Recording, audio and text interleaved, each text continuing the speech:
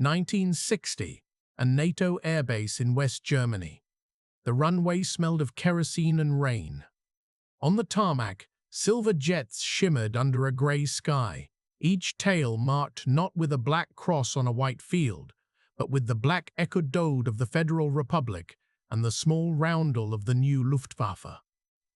First Hauptmann Captain Ernst Kach, age 38, climbed the ladder into the cockpit of a Parch P-86, Sabach. He ran his hand over the canopy rim with the same practiced motion he had used on Messerschmitts and Focke-Wulfs. In a drawer at home lay an Iron Cross First Class, a Knight's Cross recommendation that never reached Hitler's desk in 1945. A faded photograph of him in a leather flying helmet, swastika flag blurred in the background. Now, in his flight log, he wrote a new header: Mission, Joint NATO Exercise, Air Defense of Western Europe. In his notebook, less official, he added, "They tell me I now defend freedom." The horizon looks the same. The Cold War had turned former enemies into allies. The same skills that once served a dictatorship now served a democracy. The question he never quite stopped asking himself was, had he changed, or only the flag on the tail? Before 1945, hero status in a criminal war. Born in 1922, Ernst came of age in a Germany where gliding clubs filled the skies over fields. Aviation heroes like Manfred von Richthofen were mythologized. The Luftwaffe's rapid rise embodied national pride. He joined a flying club at 16, the Hitler Youthsflieger, OHJ, feeding recruits into pilot training. By the time war broke out, he was a gifted flyer, politically conventional, not fanatically ideological. In 1941-43, he flew escort missions for bombers over the Soviet Union, interceptions against RAF and USAAF bombers in the West. His kills were recorded carefully: 3 Spitfires, 9 Soviet fighters, 5 BW-17s or BW-17s or BWs twained in night and day battles. Squadron records praised his Kaltblütigkeit, cool blood. He told himself, "I fight other pilots, not civilians. I am not in the SS, not in the Einsatzgruppen. I duel in the sky." It was a comfortable moral distinction that ignored the cities burning below, the forced laborers building his airfields. In propaganda leaflets, his unit was hailed as shields of the Reich. Civilian deaths were statistics. His victories were tallies on the fuselage. 1945, from ace to surrendered POW. By early 1945, the sky had turned against the Luftwaffe. Fuel shortages, poorly trained replacement pilots, overwhelming Allied numbers. Ernst flew his last missions from a makeshift field in central Germany, launching over debris and retreating columns. On April morning, with Soviet and American forces closing in, his Gruppenkommandeur gathered the remaining pilots. "The war is lost. We will not sacrifice ourselves in senseless attacks. Fly. Surrender to the Americans if you can." Ernst obeyed. He landed his battered fighter at a captured airstrip, wheels barely holding. American soldiers with white stars on their uniforms surrounded the plane. One pointed at the small tally marks under the cockpit, his kills, and shook his head. "Hell of a pilot," Ernst heard one say. "Wrong side." He was taken as a POW, first to a makeshift camp in Germany, later to a larger compound in France. Interrogations focused on technical data, tactics, aircraft performance, not on ideology. In debriefing notes, an American intelligence officer wrote, "Subject appears professional, not fanatical. Useful source for technical and doctrinal evaluation." Ernst realized something. His skills made him an object of interest, even as his state collapsed. 1946-1950. Grounded in a country without wings. Released in 1947, he returned to a Germany that officially had no army and no air force.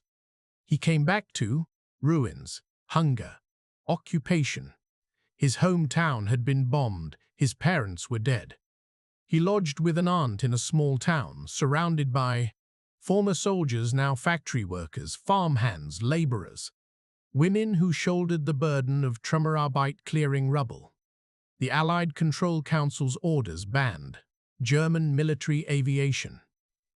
Flying clubs beyond small gliders under strict control. The Luftwaffe ceased to exist.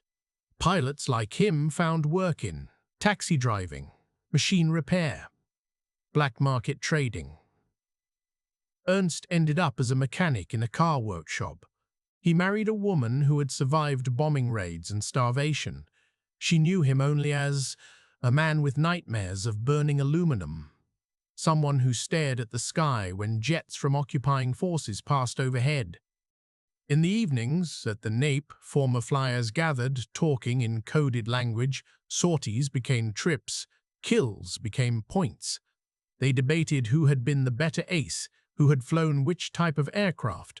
They rarely spoke of what they had defended, the regime whose emblem was painted on their wings. They thought the age of air combat for Germans was over.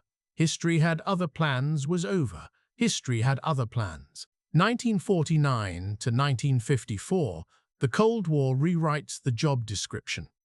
With the foundation of the Sex Federal Republic of Germany in 1949 and the onset of the Cold War, the West's perception of Germany shifted from defeated aggressor to potential ally against the Soviet Union. The Korean War, 1950-53, accelerated this rethink.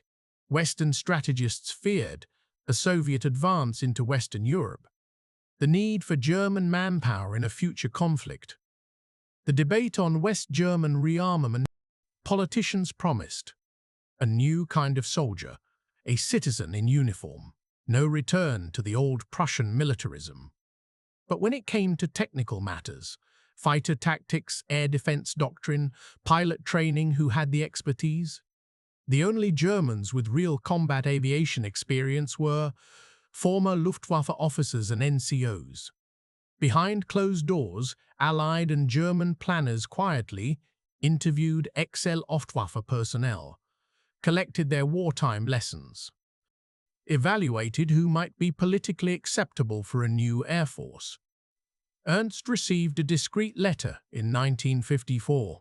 Your experience as a pilot is of interest for the establishment of German contributions to Western defense. If you are willing to place your skills in the service of a democratic state and a peaceful Europe, please attend the following information session. The wording was deliberate. His skills were neutral. Their application was to be morally rebranded. 1955, the birth of the Bundeswehr and the return of the flyers. In 1955, West Germany joined NATO. The Eighth Bundeswehr, new armed forces, were officially founded. Soon after, the Eighth Bundesluftwaffe's Air Force began recruitment. Requirements: loyalty to the basic law. No serious Nazi crimes proven. Technical competence preferred. A screening process examined personnel files, but many records were incomplete or destroyed. Party membership alone did not disqualify. The priority was operational readiness. Ernst passed security vetting as no evidence of involvement in war crimes, professional pilot with useful experience. He attended the new officers' course, this time with civilian professors teaching constitutional law, instructors lecturing on the concept of innere Führung, internal leadership, stressing that soldiers were citizens first, bound to conscience and law, not to blind obedience. In a lecture hall, he listened as a colonel who had been in the resistance inside the Wehrmacht spoke. In the old army, obedience was absolute. In the new army, you have a duty to refuse unlawful orders. Befehl ist Befehl ist. Befehl ist. An order is an order, is no excuse. The young recruits nodded, taking notes. Ernst, older than most by a decade, wondered What would I have done if someone had said this in 1941? He did not like the answer. New uniform, old faces. The first NATO exercises of the 1950s and early 1960s brought together former Luftwaffe pilots now in bluish-grey Bundeswehr uniforms. Pilots from the RAF and US Air Force whose comrades they had once tried to kill. At briefings, English was the lingua franca.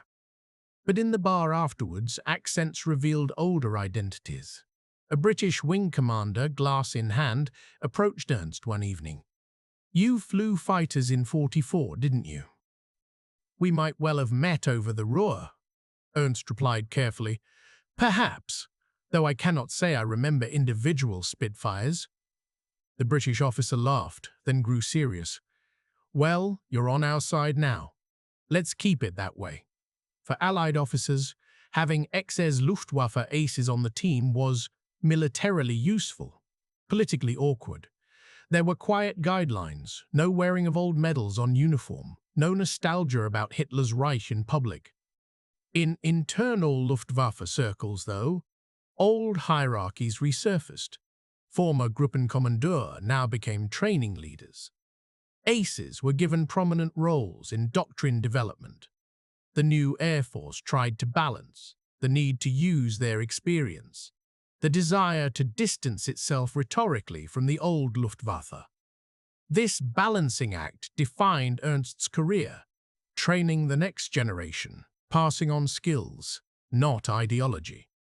By 1958, Ernst was an instructor teaching young Bundeswehr pilots formation flying, gunnery, basic air combat maneuvers. His students had been born between 1938 and 1942.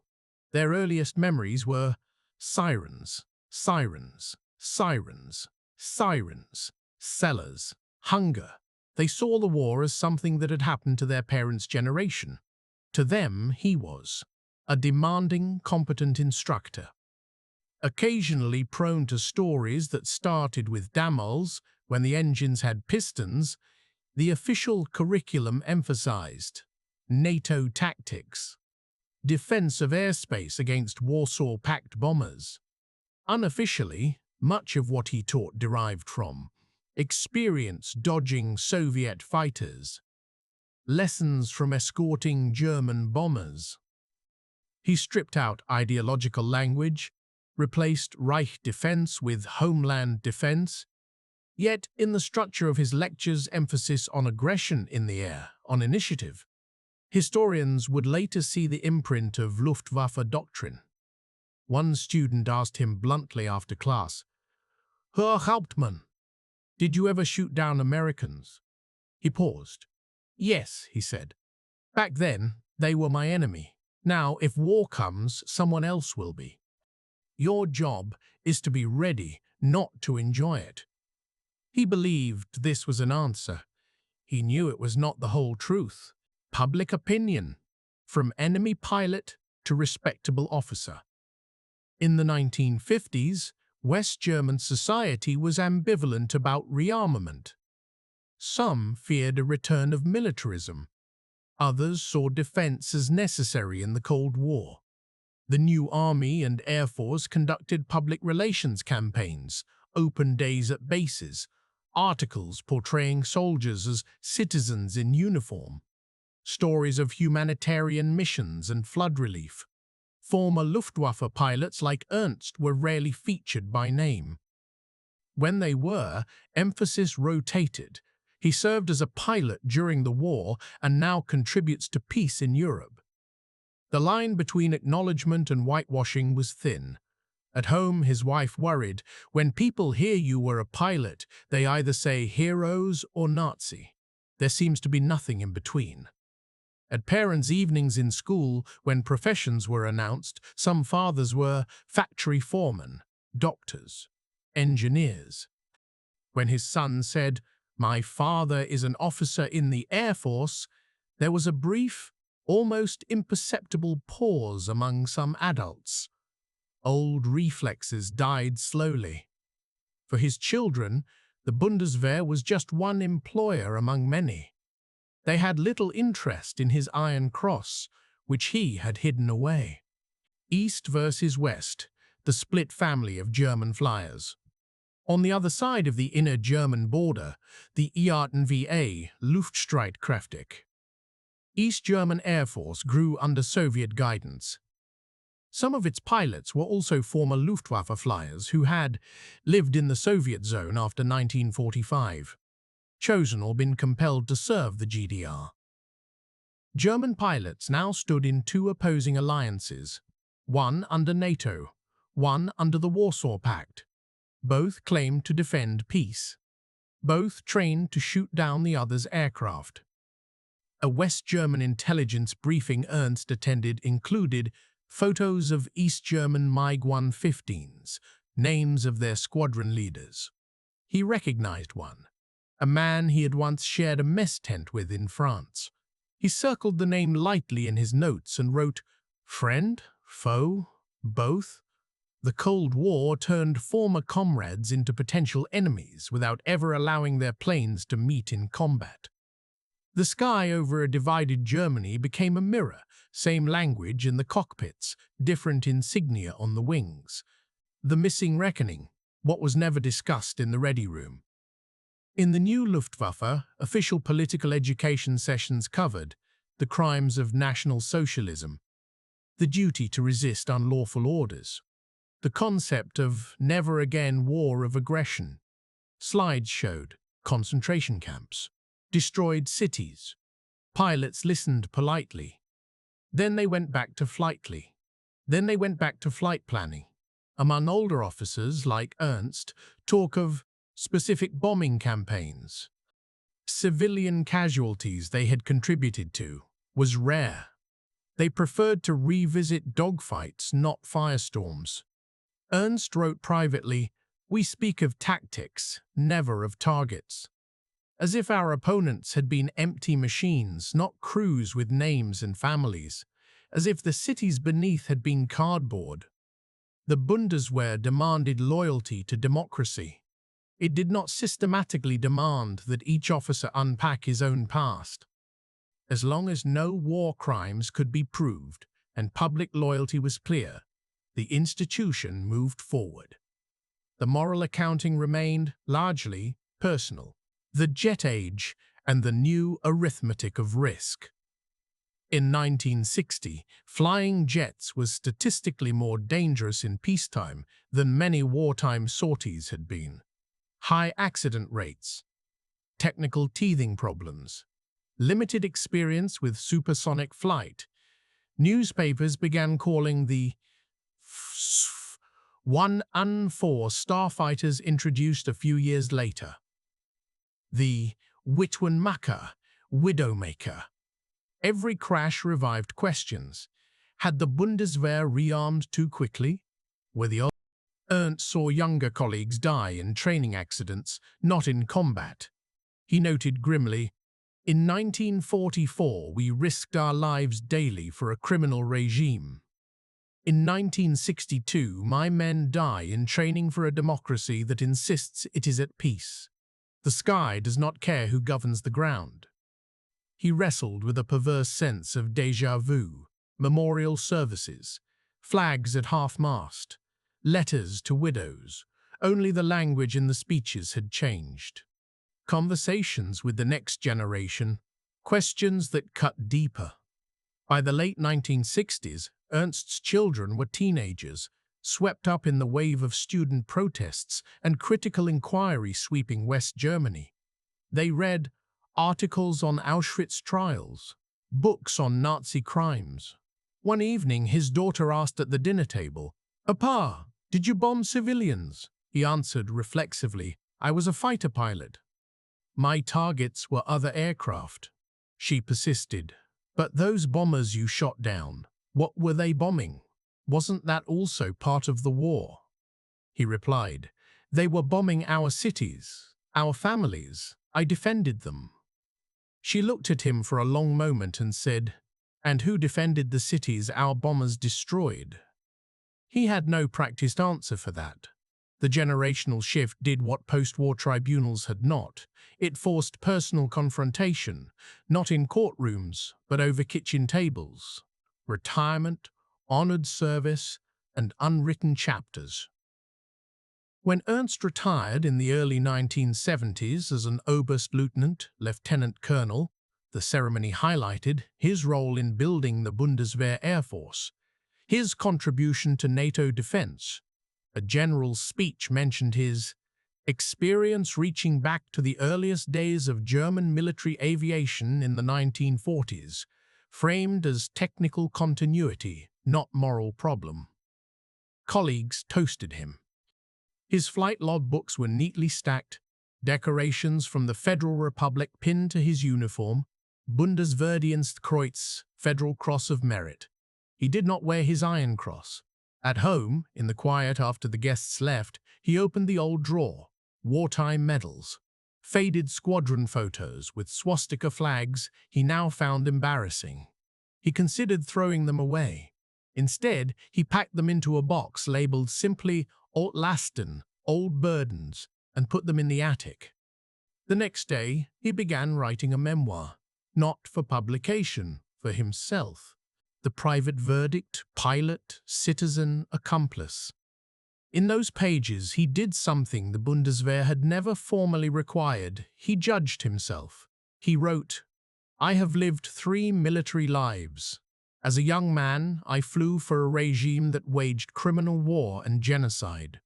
As a middle-aged man, I flew for a democracy that said never again, while arming for nuclear exchange. As an old man, I watch my children demand answers my generation avoided. Was I guilty? I did not bomb cities willingly as targets. I did not serve in the SS. I did not shoot prisoners. But I rose through ranks in a war we started. I shared in comradeship that ignored what happened on the ground. I took pride in medals given by a murderer's state. As a pilot, I saw only the sky. As a citizen, I chose not to look down." He concluded with a line that could have served as epitaph for many of his kind. "I am not the monster the victors imagined. I am also not the innocent my comrades believe themselves to be.